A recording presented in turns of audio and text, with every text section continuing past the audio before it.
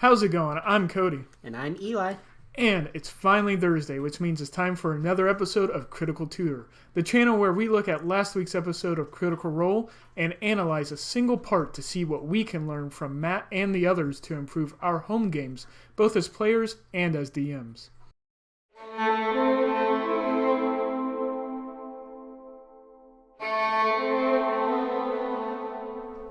Today, we're going to look at episode 122 and how Matt directly asks the Mighty Nine what their goals are and how it's likely because he wants to use this information to inform and direct future story arcs.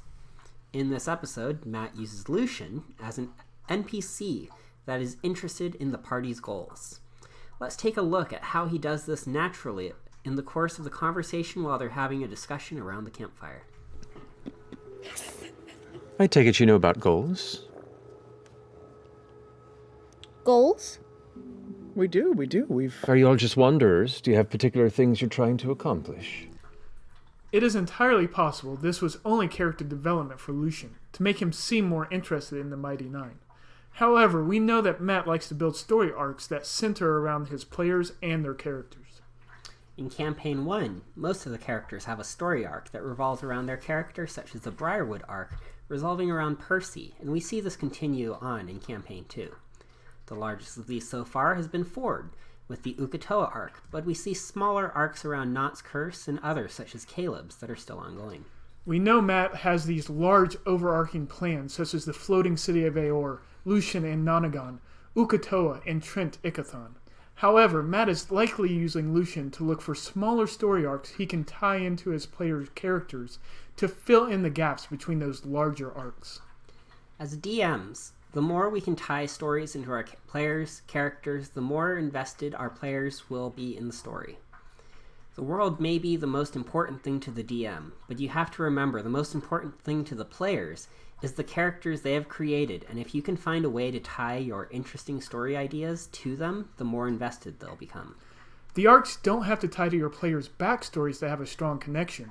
The Lucien arc we are currently in is engaging to the players because they traveled with Molly, and it lends to a strong connection to the character. When Yasha was turned, the rest of the Mighty Nine wanted to get her back. One of the most memorable moments for me in Campaign 2 is when Ford tries to save Yasha and Matt tells him that his target isn't willing. Does not penetrate your sure-fired warlock emblazoned mind. You continue your turn as planned? I will bonus action Misty step down to Yasha, right in front of her, and I will grab both of her shoulders and be like, "You ready to get the fuck out of here?" She's just looking straight at you, and she begins to grin. Oh boy. Oh boy. I'm gonna take that as a yes. I will cast Thunderstep and try and take Yasha with me. A willing creature goes The creature instantly. is not willing. A non-willing creature. This is getting interesting. Jesus. Where is it? 5 feet with you. Where is it? One willing creature. Oh, they have to be willing. Fuck. Otherwise, the creature is left behind. Yep. So where are you going? Oh, Out. Lord. It was so honorable. It was. You appear in the hallway, arms out in front of you, and Yasha isn't with you. Because there's such a strong tie to Yasha, this creates a very emotional moment in the story. If the players have a strong connection to the other players and their characters, you can find interesting ways to create a strong tie to the story. Now, it's worth noting this doesn't mean you can't come up with interesting stories and ideas for locations that have nothing to do with the PCs. You can have a few random arcs not tied to characters scattered in, but more effectively is if you can still find a way to tie it into your PCs. Matt had this interesting island of Rumblecusk with an interesting villain in Vokodo, but he tied it into Jester's Traveler Con to give the players a timeline to race against and a payoff to the arc tied to Jester. So when you're struggling to find an interesting story arc to engage your players, you can take a page out of Matt's book and create an NPC that is interested in the players and ask them about their goals like Lucien did.